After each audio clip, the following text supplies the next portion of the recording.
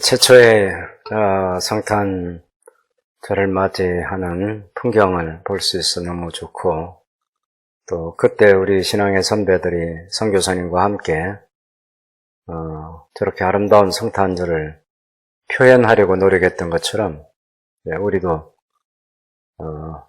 너무 조용하게만 보내는 성탄절이 아니고 예수님께서 이 땅에 오셨다는 것을 분명하게 드러낼 수 있는 그런 성탄절을 2021년 성탄절에 만들어갈 수 있으면 좋겠다는 소망을 해봅니다. 오늘 우리가 읽었던 마태복음 2장 1절에서 23절 말씀은 우리가 늘 읽는 그런 성경 말씀인데, 예수님께서 이 땅 어디에서 오셨나 하는 것을 강조하고 있는 그런 부분입니다. 여러분이 잘 아시겠지만 마태복음 1장은 예수님께서 어떻게 이 세상에 오셨는가 하는 것을 보여주면, 마태복음 2장은 어디서 오셨는가 하는 것을 보여주는 내용입니다. 말할 것도 없이 베들레헴에서 예수님이 오셨죠. 베들레헴에서 예수님이 오셨는데, 베들레헴뿐만 기록하는 것이 아니고 예수님께서 이집트로 내려가셔서 갈릴리 나사렛에서 사시게 된 그 어린 시절의 배경까지 다 이야기해 주고 있습니다. 이것을 이제 한 묶음으로 묶어서 마태는 예수님께서 왕으로 오신 예수님이 이 땅 어디에서 오셨나, 우리의 구세주와 주님으로 오신 예수님께서 어디서 오셨나 하는 것을 강조해서 보여주는 거죠. 그런데 마태복음 2장을 읽을 때 우리가 꼭 해결하고 넘어가야 되는 네 군데 중요한 구약 성경을 인용하는 구절이 있습니다. 다시 말씀드리면, 예수님의 탄생과 예수님께서 이집트로 내려가시는 것, 그 다음에 예수님 때문에 예수님께서 이집트로 피신하셨기 때문에 유아들을 다 죽이는 것 때문에 통곡하는 소리가 들리는 그것하고, 예수님이 갈릴리 나사렛에 가서 사시는 그 배경을 선지자의 글을 인용해서 마태가 기록하고 있는데, 첫 번째 있는 이 베들레헴에서 나신 것은 대제사장과 서기관들이 선지자의 글을 인용해서 예수님이 어디서 나실 것인가를 얘기를 했습니다. 그래서 우리가 성경을 읽어도 이 마태복음 2장을 읽을 때 이 네 군데를 꼭 해결을 해야만 성경 제1저자이신 성령 하나님께서 제2저자인 마태를 통해서 우리에게 무엇을 말씀하려고 하셨나 하는 것을 알 수 있습니다. 구약의 선지자가 예언한 게 있어요. 근데 그 예언을 그대로 인용하지 않고 부분적으로 변형시켜서 인용하고 있는 그것이 어떤 강조점을 주기 위해서 그렇게 했는가, 이것을 꼭 우리가 이해를 해야 합니다. 그렇지 않으면 폴로 성경을 읽어가지고 마태복음 2장을 통해서 우리에게 주시는 하나님의 깊은 진리의 말씀을 우리가 깨닫지 못하게 되는 거죠. 그래서 그 네 부분부터 이해한 다음에, 특별히 여기 오늘 설교 제목처럼 아기 예수님을 지키시는 그 하나님의 마음, 하나님의 열심을 우리가 잠시 보도록 하겠습니다. 당연히 2장 1절에서 1절 2절을 보면 예수님께서 헤롯 왕 때에 유대 베들레헴에서 나셨다, 이렇게 말씀하고 있고, 그때 동방박사들이 예루살렘에 찾아와서 유대인의 왕으로 나시니가 어디 계십니까? 하고 물으니까 헤롯 왕과 온 예루살렘이 소동을 해가지고 특별히 헤롯 왕이 아주 예민한 반응을 보였습니다. 그래서 모든 대제사장과 백성의 서기관들을 모아서 그리스도가 어디서 나겠느냐, 이렇게 물었습니다. 그때 여러분 2장 5절 6절 같이 한번 읽겠습니다.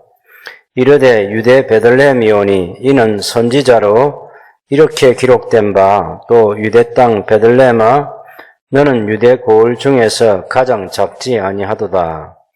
네게에서 한 다스리는 자가 나와서 내 백성 이스라엘의 목자가 되리라 하였음이라. 베들레헴에서 나셨는데 이것이 성경 미가서 5장에 보면 나와 있습니다. 미가서 5장 2절에 보면 베들레헴 에브라다야 너는 유다 족속 중에 작을지라도 이스라엘을 다스릴 자가 네게서 내게로 나올 것이라. 그의 근본은 상고에 영원에 있느니라.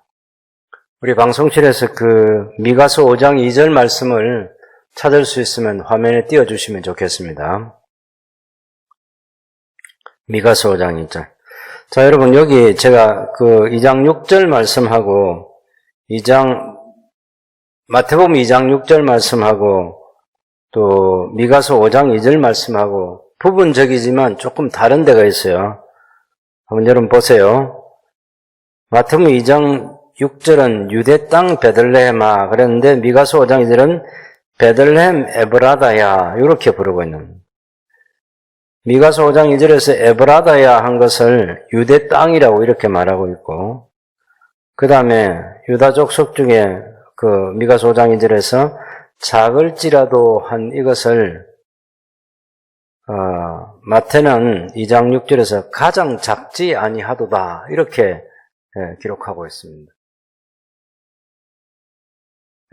가장 작지 않은, 작을지라도 하는 이 표현하고 가장 작지 않다 하는 것. 이 표현은 좀 다른 거죠. 그 다음에 마지막 부분인데 미가서 5장 2절의 마지막 부분은 그의 근본은 상고에 영원에 있느니라 이렇게 되어 있는데 마태는 내 백성 이스라엘의 목자가 되리라 하였다는 요 전혀 다른 내용을 변형시켜서 하고 있는 부분이에요. 왜 성경 저자인 마태가 이렇게 했을까? 우선 베들레헴이 예수님께서 메시아로서 이 땅에 탄생하실 것이라는 것은 미가서 5장 2절 말씀대로 맞습니다. 그래서 베들레헴의 옛날 이름이 에브라다입니다. 에브라다.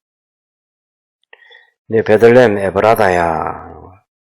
네, 그것을 예수님이 유대 땅으로 대체시키고 있는 거죠.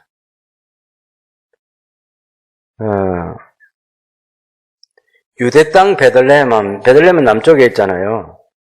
나중에 이제 그 예수님이 요 마태복음 1장 23절에 보면 갈릴리 나사렛에 가셔서 사셨다 이렇게 되어 있거든요. 그래서 아마 유대 땅 베들레헴 이 남쪽에는 이 땅하고 갈릴리 땅하고 두 개를 딱 얘기하면서 예수님께서 이스라엘 유대 땅의 메시아로서 어디서 오셨는가 하는 것을 강조하기 위해서 아마 유대 땅이라고 이렇게 표현을 하고 있는 것 같습니다. 그 다음에 두 번째는 작을지라도 하는 이것을 가장 작지 않다 이렇게 마태가 얘기하는 거죠. 이것은 그 크기, 베들레헴의 크기를 그냥 일반적으로 작다는 표현보다 가장 작지 않다는, 결코 하찮은 땅이 아니다. 사람들이 베들레헴에 그 당시 인구를 보통 한 1000명 정도 보는 작은 동네이거든요. 작은 동네인데 그 베들레헴이 하는 역할, 베들레헴에서 나신 예수님이 하실 일을 보면 그건 눈에 보이는 그 베들레헴 모습은 작지만 아주 작아 보인다 할지라도 결코 그렇지 않다. 결코 그렇게 작은 게 아니고 거기서 다스릴 자가 나온다는 이것을 강조하기 위해서 작을지라도보다 가장 작지 아니하도다 이렇게 표현하고 있는 거죠. 베들레헴 동네는 작지만 그 작은 동네에서 옛날 왕으로 지냈던 다윗 왕이 나온 그 동네 아닙니까? 거기서 나오신 예수님은 다윗의 자손으로 오셔서 다윗 왕이 상징적으로 보여준 이스라엘의 목자보다 예수를 믿는 모든 하나님의 백성들의 목자로서 예수님께서 하실 일의 크기가 보기는 작은데 결코 작지 않다. 그것을 강조하기 위해서 가장 작지 아니하도다. 이렇게 말하고 있는 거예요. 그 다음에 세 번째는, 그의 근본은 상고의 영혼에 있느니라. 예수님의 기원은, 상고라는 말은 아주 옛날이라는 말인데, 예수님의 기원은 아주 옛날, 태고로부터, 영혼에 있다는 것은 태고적부터 있다는 그런 말인데요. 이것을 마태는 한 다스리는 자가 나와서 내 백성 이스라엘의 목자가 되리라. 전혀 다른 내용을 거기다 갖다 붙여놨어요. 그 전혀 다른 내용이 뭐냐면,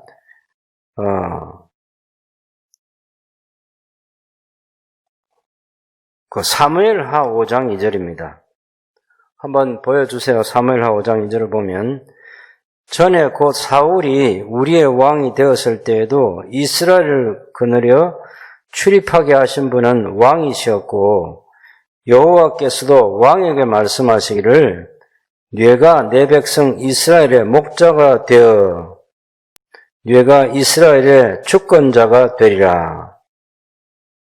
옛날 다윗 왕에게 하나님께서 하신 말씀이 뭐냐면 네가 내 백성 이스라엘의 목자가 되리라 하는 그 말씀이 있어요. 마태는 이 말씀을 마태복음 2장 6절에서 예수님의 베들레헴 탄생과 관련해서 예수님이 하실 일을 거기서 더 강조해서 보여주고 있습니다. 그래서 미가서 5장 2절 말씀에다가 그 사무엘하 5장 2절의 말씀을 그 한 부분을 인용해가지고 거기 갖다 붙여서 예수님께서 유대 베들레헴 땅에서 나시고 예수님이 하실 역할은 왕으로서 다스릴 것이기 때문에 결코 베들레헴 동네가 하찮게 보이는 그런 동네가 아니고 예수님이 절대로 그 동네를 크기가 작다고 무시해서는 안 된다. 거기서 한 다스린 자 나오고 그 다스린 자가 무슨 일을 하느냐 하면 이스라엘의 목자가 되어서 자기 양떼를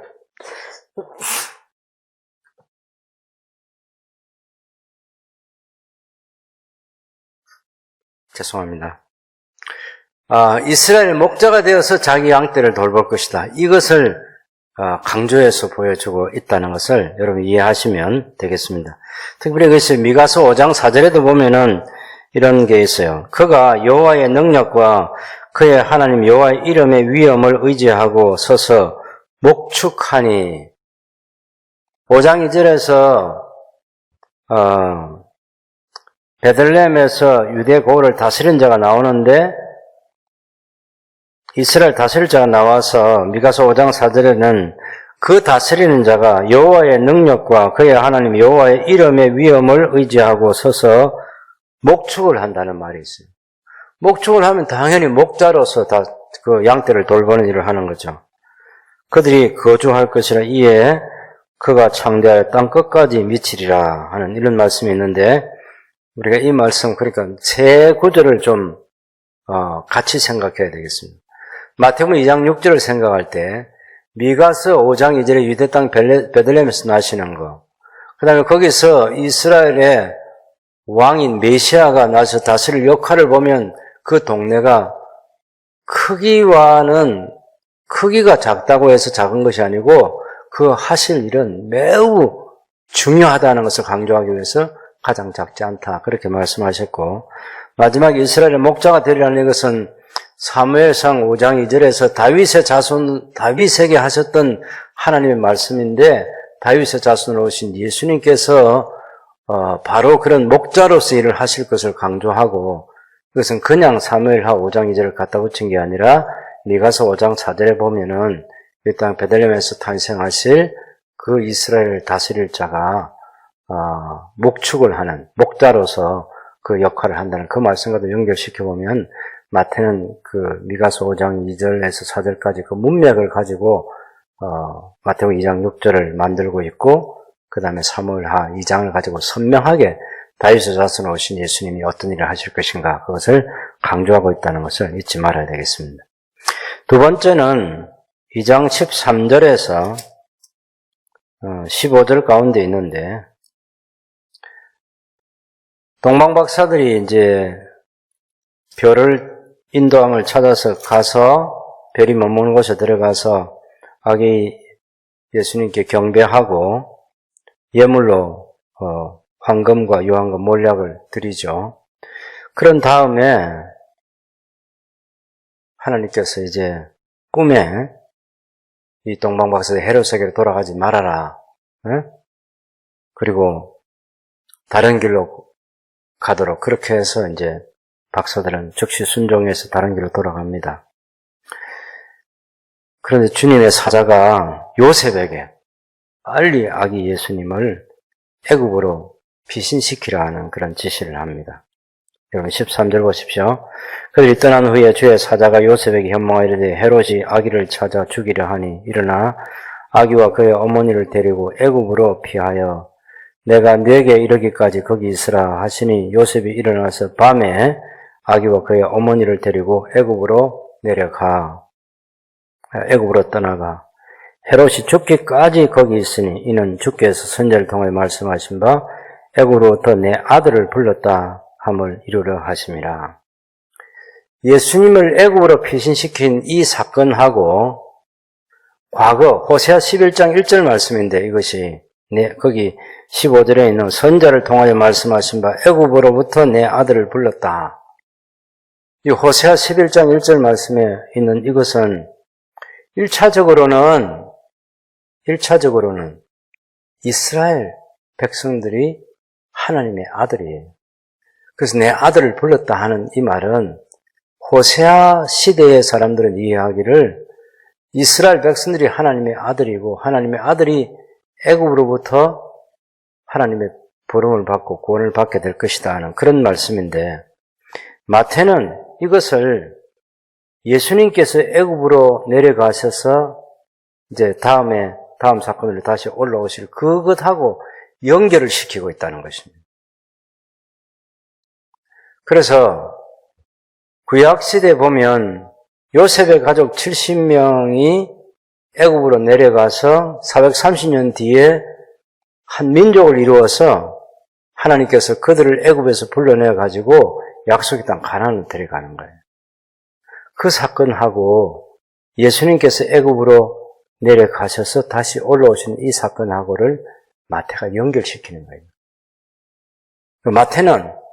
마태보다는 하나님의 성령께서 마태를 통해서 당시 유대인 그리스도인들에게 얘기를 하고 싶은 거예요. 출애굽 사건 때 구원받은 그것으로서 완성된 것이 아니고 우리 예수님께서 애굽에 내려가셔서 다시 올라오심으로써 그 구원 사건이 완성된 것이다.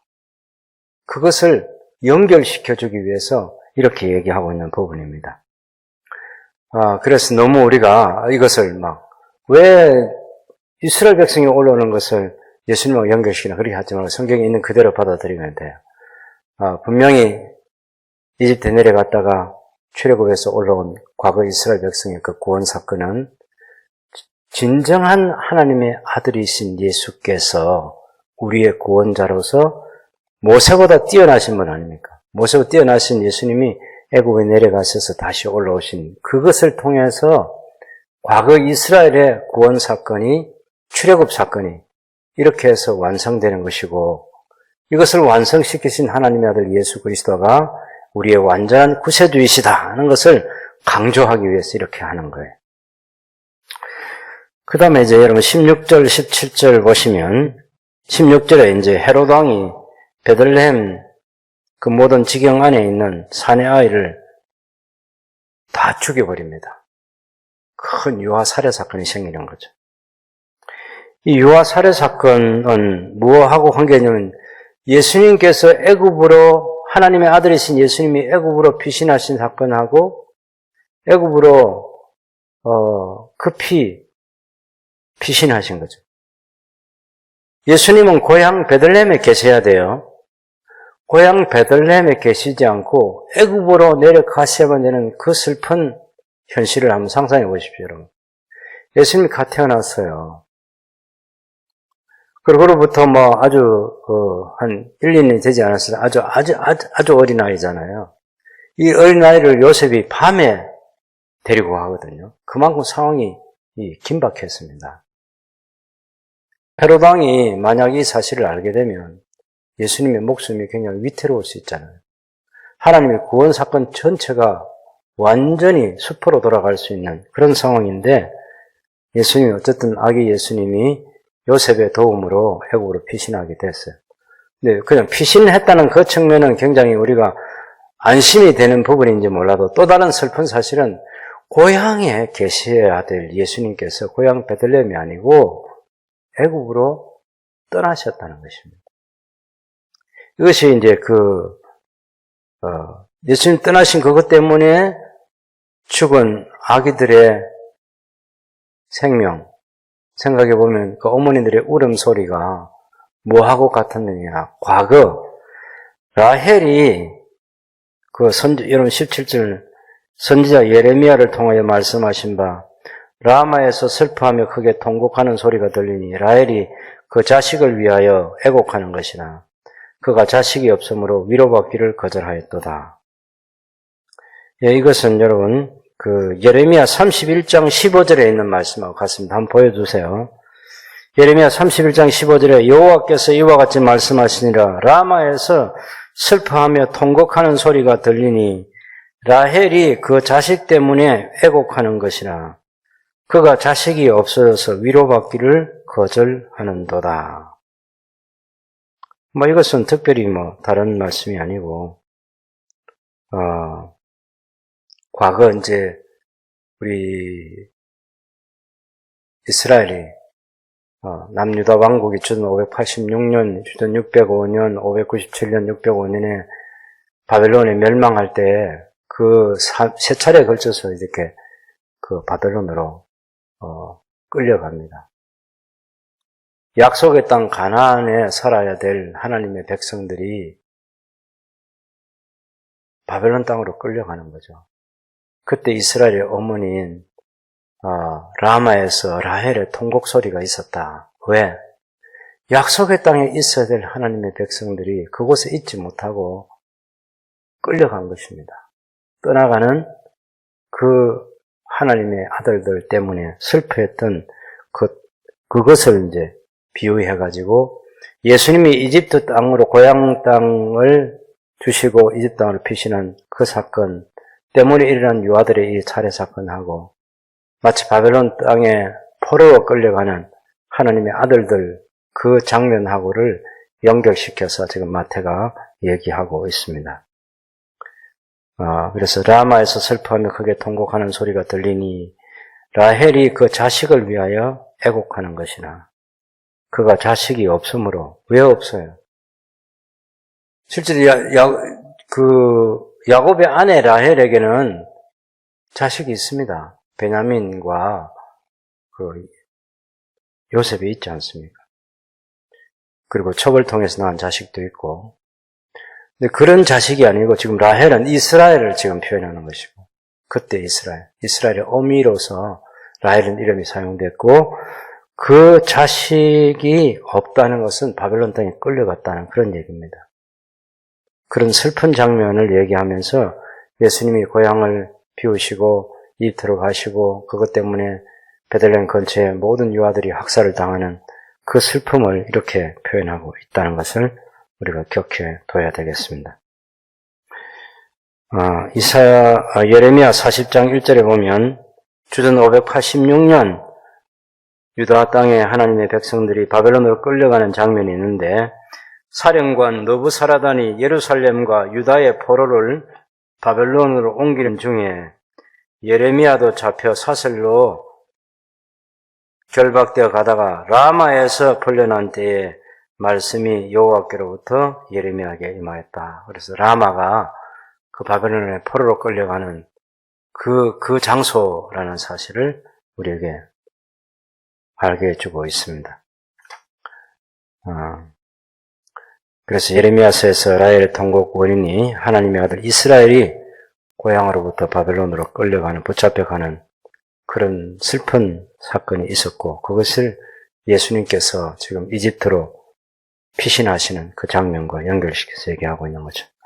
마지막에 여러분 19절에서 23절은 예수님이 이제 헤롯이 죽은 뒤에 주의 사자가 애굽에서 요셉에게 현몽하여 이르되 일어나 아기와 그의 어머니를 데리고 이스라엘 땅으로 가라. 아기의 목숨을 찾던 자들이 죽었느니라. 복수로 말하고 있죠.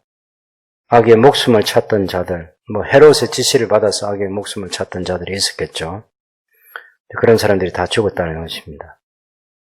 그래서 요셉이 일어나서 이스라엘 땅으로 가려고 하는데 22절을 보면 아켈라오가 그의 어머니 헤롯을, 그의 아버지 헤롯을 이어 유대의 임금됨을 듣고 거기로 가기를 무서워하더니 꿈에 지시하심을 받아 갈릴리 지방으로 가서 나사렛의 동네에 가서 사셨다. 이렇게 말하고 있어요. 아켈라오가 얼마나 무서운 사람이냐면요. 이 아켈라오가 그 당시에 사마리아 사람들이 아켈라오의 폭정에 시달려서 반란을 일으켰는데 그 반란 가운데 3,000명을 무자비하게 죽였습니다. 역사적으로 보면 왜냐하면 헤롯이 죽고 나서 유대인 지도자들이 유다라는 사람하고 마띠아라는 사람이 성전 입구에 자리 잡고 있는 금 독수리상이 있었어요. 그것을 치워달라고 선동을 했습니다. 그래서 반란이 일어났는데 로마군의 두 사람이 잡혀가 공개적인 화형을 당했습니다.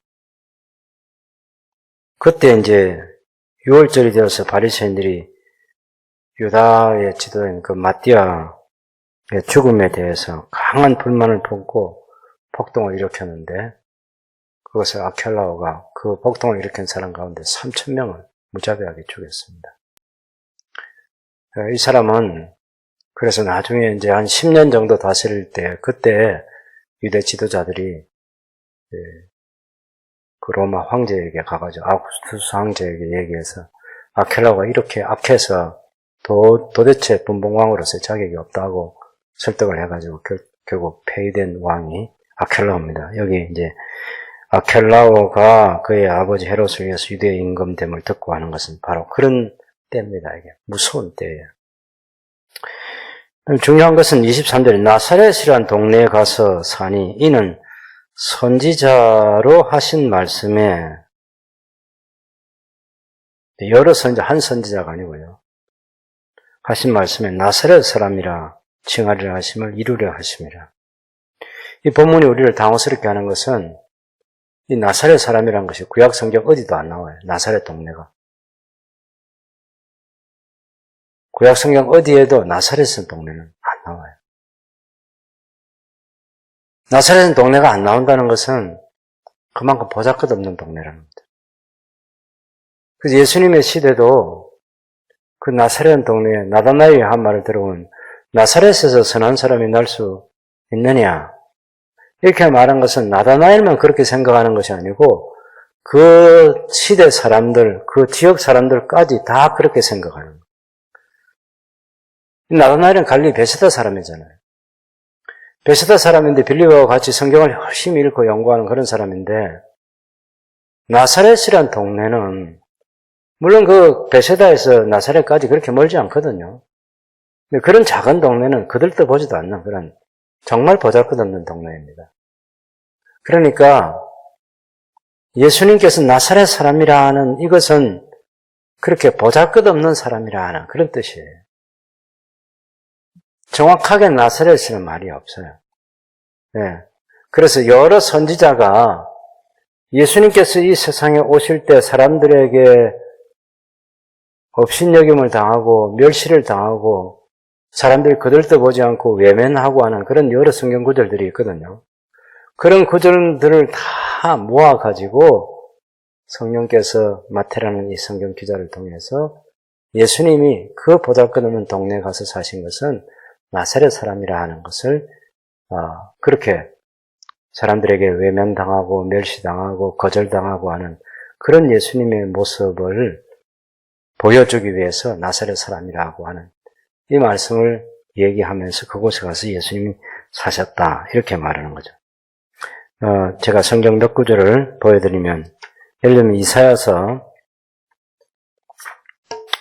11장 1절에 보면 이 새 줄기에서 한 싹이 나면 그 뿌리에서 한 가지가 나서 결실하거든. 줄기에서 한 싹이 나는데 이 싹, 그리고 뿌리에서 한 가지가 나서 결실하는데 가지라든지 싹이라든지 이런 표현들. 이사야 49장 7절에 보면 이스라엘의 구속자, 이스라엘의 거룩하신 이신 여호와께서 사람에게 멸시를 당하는 자, 백성에게 미움을 받는 자, 관원들에게 종이 된 자에게 이같이 이르시되 왕들이 보고 일어서며 고관들이 경배하리니 이는 이스라엘의 거룩하신 이 신실하신 여호와 그가 너를 택하였습니다. 여호와께서 메시아를 선택하셨지만 사람들은 그 메시아를 그렇게 외면할 것이라는 얘기죠. 이사야 53장 2절에 그는 주 앞에서 자라나기 연한 순 같고 달 마른 땅에서 놓은 뿌리 같아서 고운 모양도 없고 풍채도 없은즉 우리가 보기에 흠모할 만한 아름다운 것이 없도다. 이사야 53장 3절에 보면 그는 멸시를 받아 사람들에게 버림을 받았으며 강고를 많이 겪었으며 질고를 아는 자라. 마치 사람들이 그에게서 얼굴을 가리는 것 같이 멸시를 당하였고 우리도 그를 귀히 여기지 아니하였도다. 그래서 예수님이 어렸을 때 멸시를 받는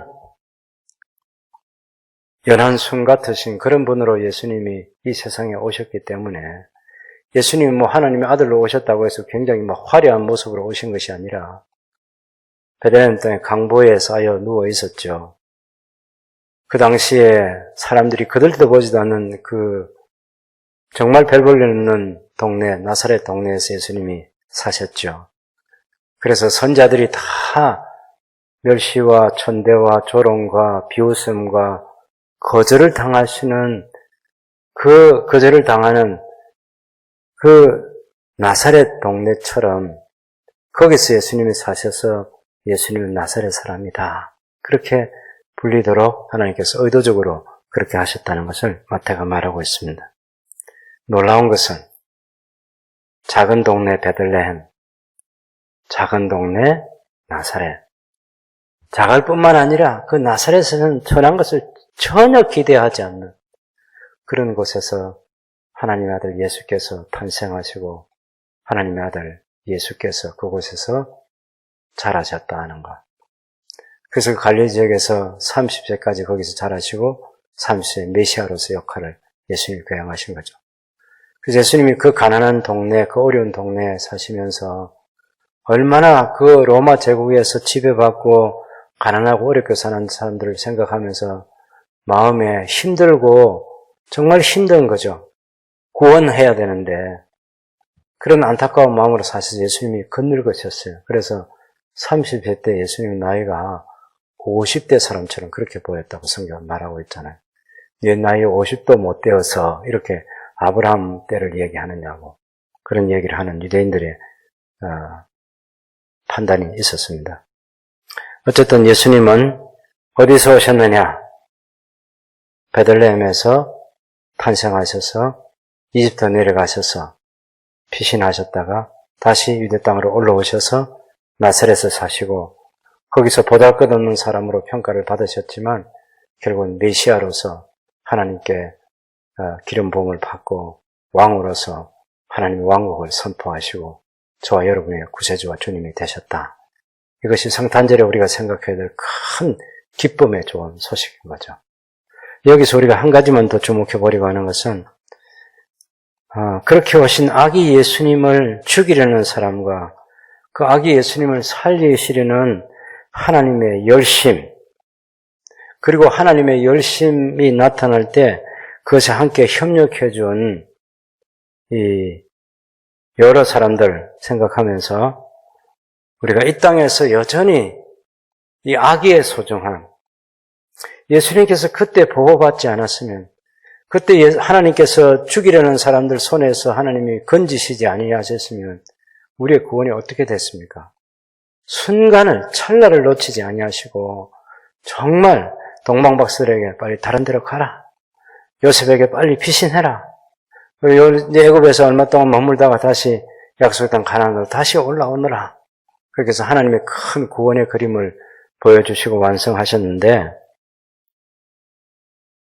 예수님의 생명이 소중했던 것처럼 이 땅에 태어난 모든 아기들의 생명이 하나님의 나라를 이루어가는데 소중한 것이죠. 그래서 역사적으로 보면 아기들을 죽이려는 무서운 세력들이 역사적으로 있었습니다. 이를테면 우리가 잘 알고 있는 모세가 태어날 때 애굽의 바로가 사내 아이가 태어나면 다 죽이라는 명령을 내렸습니다. 얼마나 무섭습니까? 그런 사람들 가운데 인간의 탐욕과 권력에 대한 욕망과 제국주의에 대한 그런 꿈 때문에 그것을 방해하는 자가 있으면 어린아이들이라도 다 죽인다. 이런 생각이 있는 거죠. 그 다음에 사사시대 보면 기드온의 아들 아비멜렉이 자기 형제, 다른 왕자들 같은 그 70명을 다 죽였습니다. 바알버리 신전에서 은 70개를 꺼내가지고, 그래서 방탕한 사람들, 경박한 사람들을 사서 70명을 무자비하게 죽였습니다. 그런가 하면, 분열왕국 시대에 유다의 그 요사바스 아들 여호람, 그의 아들 아하시아 때 예후가 그들을 하나님의 명령으로 처치하는 그 과정에서 그 아들이 죽는 그런 것을 보고 아달랴라는 이세벨의 딸이 자기 손자들을 다 죽입니다. 물론 그때 대제사장의 아내가 요아스를 구출해가지고 살려서 다윗의 자손으로서의 그 생명을 보존하고 유다의 왕위를 계속 이어가는 그런 일을 했지만 그래도 7년간 그 침대 밑에서 그 침실에서 이 아이를 키우는 거잖아요. 얼마나 무서운 일을 했습니까? 그 아이를 키울 때 얼마나 많은 헌신과 노력이 있었겠습니까? 그렇게 해서 생명을 살려서 하나님께서 다윗에게 한 약속을 유혹하는데 큰 역할을 하게 되었습니다. 그런가 하면 유다가 바벨론에 멸망할 때 많은 유아들이 죽었습니다. 여기 예레미야 예가를 보면 아이들이 죽어있는 모습들 너무나 처참하고 슬픈 그런 장면들인데 예레미야가 눈물로 그것을 풀어냈던 그런 것을 봅니다. 그래서 시편 137편에 보면 바벨론에 대한 그런 과거의 그 행적을 생각하면서 내 어린 아이들을 바위에다가 메어치는 사람에게 복이 있을 것이다. 이렇게 표현할 만큼 그때 유다의 그 아이들이 죽은 것을 바벨론의 아이들이 메어치는 자가 복이 있을 것이라고 할 만큼 그렇게 마음에 슬픈 감정을 가지고 있다는 사실을 알 수 있습니다. 그런가 하면 역사적으로 그 아이 한 사람을 잘 키워서 하나님 나라 귀한 일꾼으로 우리가 쓰임받게 했던 그런 사람들도 있습니다. 이삭이 그러하고 이삭은 그 주변 환경 그 이복형인 이스마엘이 그 젖될 때 그 잔치를 하는데 그 희롱하는 것을 보고 사라가 이스마엘의 그 어미 하갈과 이스마엘을 내쫓으라 했습니다.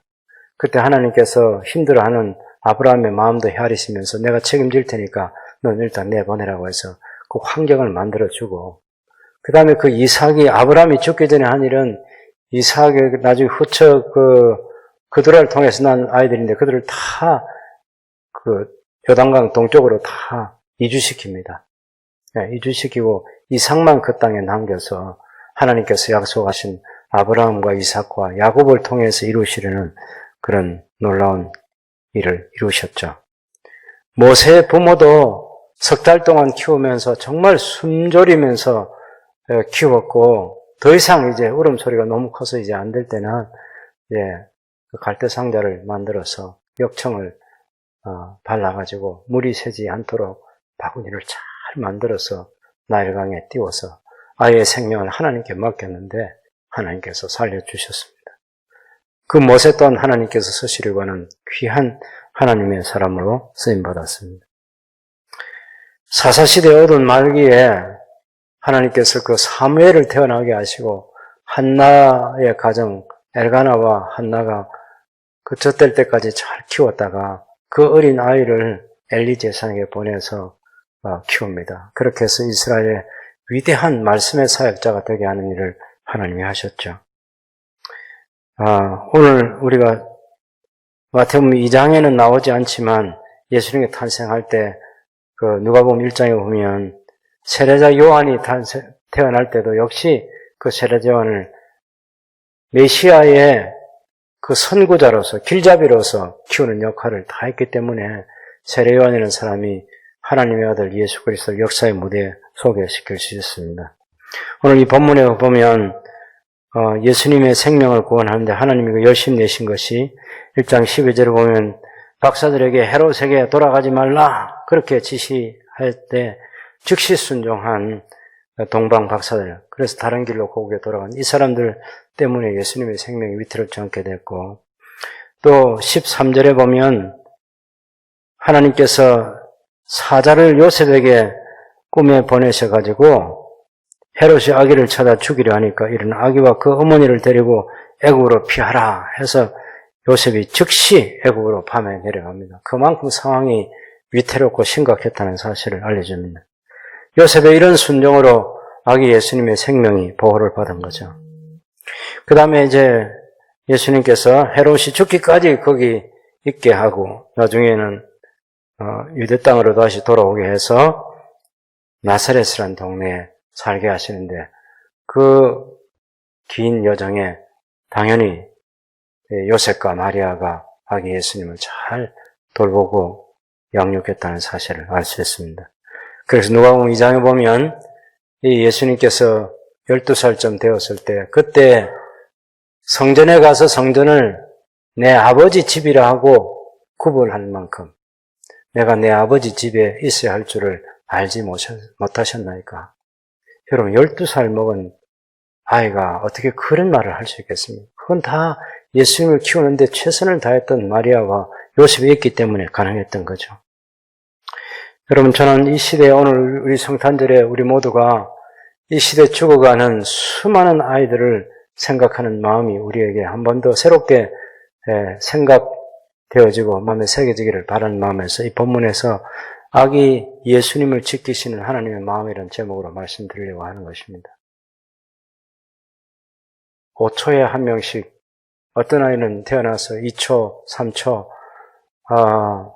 이 땅에 죽어가는 그런 아이들이 아프리카에도 있고 동남아시아도 있고 중남미에도 있고 제3세계 어려운 지역에서 태어난 아이들 가운데 제대로 성장하지 못하고 죽어가는 많은 사람들이 있습니다.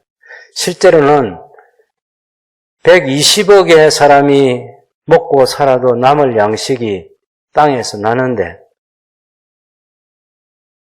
8억 수천 명의 사람들이 굶주려 죽어가는 거예요. 이건. 이 사람들을 구원하기 위해서 많은 국내외의 단체들이 열심히 모금을 해서 한 생명 살리기 운동을 하고 있습니다. 그래서 조금씩 개선되고 있긴 하지만 아직도 멀었습니다. 수많은 아이들이 여전히 빠른 시간 안에 그렇게 죽어갑니다. 영양실조로 죽는 어린이가 2, 3초에 한 명이라 그렇게 말하고 중남미에서는 5세 이하의 어린이 중 영양 부족 상태가 75%야. 5세 이하의 아이가 영양 실조다. 그 상태로 가지고 있는 75%의 아이들이 그렇게 제대로 먹지 못하는 아이들이라고 합니다. 얼마나 무서운 일들이 지구촌에서 일어나는지 모르겠습니다. 제일 무서운 것은 전 세계에 낙태를 합법화하고 죄로 규정해서 처벌하지 않는 악법 때문에 수많은 생명이 죽습니다. 오래전에 나온 얘기가 바로 그런 얘기입니다. 이 세상에 태어난 아이보다 태어나지 못한 아이가 더 많다. 우리 한국도 지금 그 위기에 놓여 있습니다. 생명을 살려야죠. 아마 낙태법이 폐지되거나 지금 정부 고시한 대로 14주 그렇게 되면 수많은 아이들이 죽을 거예요. 여러분, 낙태죄라는 이 법이 살아있을 때도 낙태가 이루어졌습니다. 수많은 이루어졌습니다. 그래서 많은 아이들이 죽었습니다. 근데 이것이 더 이제 법으로 낙태를 하는 것을 보호를 해주면 더 많은 아이들이 죽을 거예요. 우리가 기도하고 두 가지 일을 우리가 해야 되겠습니다. 하나는 한국에서 낙태죄가 살아있는 법으로 개정되는 그것을 위해서 우리가 기도하고 함께 노력해야 하고 또 우리나라뿐만 아니라 전 세계에 있는 가난으로 말미암아서 환경적인 여건 때문에 죽어가는 그런 아이들의 생명 또한 우리가 깊이 생각하고 우리 너무 부유하잖아요. 우리가 코로나 상태에 참 힘들고 어려운 성도들이 많이 있습니다만은 그래도 아직은 우리는 괜찮아요. 그래서 우리보다 죽어가는 그 생명들 살리기 위한 이런 노력들을 우리가 하고, 여기 아기 예수님을 살리기 위해서 긴박하게 일하셨던 그 하나님과 당시 하나님의 사람들의 마음을 우리가 마음에 새기고 이번 성탄절에 우리도 사람 살리기 위해서 한 달에 한 끼라도 금식하고 어떻게 하든지 그 돈 모아서 우리가 아이들의 생명 살리는데 도와주고 하는 그런 열심들을 우리 모두가 가져야 될 때입니다. 이 땅에 태어나지 못한 태어나야 될 아이들, 태중에 있는 아이들 생명 보호하고 태어나는 아이들 지켜가고 전 세계 아이들까지 품는 새순교회 성도로서 더 나은 삶을 살아서 하나님께 영광을 돌릴 수 있는 복된 삶이 될 수 있기를 바랍니다.